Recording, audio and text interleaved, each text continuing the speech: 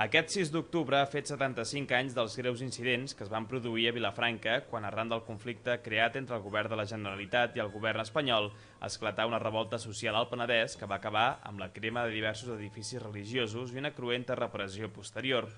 L'Institut d'Estudis Penedesencs organitzava aquest acte per rememorar els fets ocorreguts i consistia en una primera exposició al Saló de Plens de l'Ajuntament i un recorregut posterior i itinerant pels llocs on es va anar esdevenint, bàsicament les esglésies de la vila i els locals dels partits i institucions de la dreta que van ser saquejats i cremats. El recorregut comentat anava a càrrec dels historiadors Ramon Arnabat, Salvador Campamà, Raimon Soler i Daniel Sancho, i l'objectiu principal era contextualitzar aquells fets per tal d'explicar per què es van produir i quines conseqüències van tenir. Aquell 6 d'octubre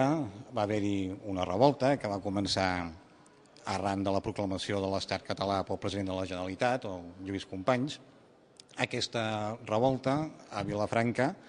va desembocar amb un incendi de 6 edificis religiosos, l'assalt de 4 locals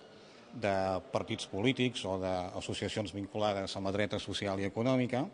i és que el 6 d'octubre a Vilafranca va ser la confluència de tota una sèrie de problemes, el problema religiós, el problema agrari o el problema polític mateix que s'arrossegaven des de feia temps.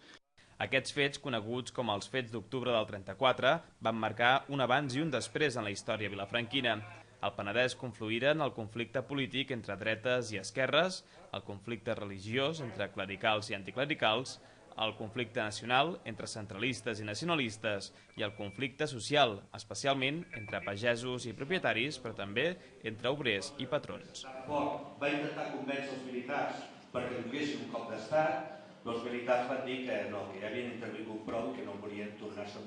a jugar al seu prestigi.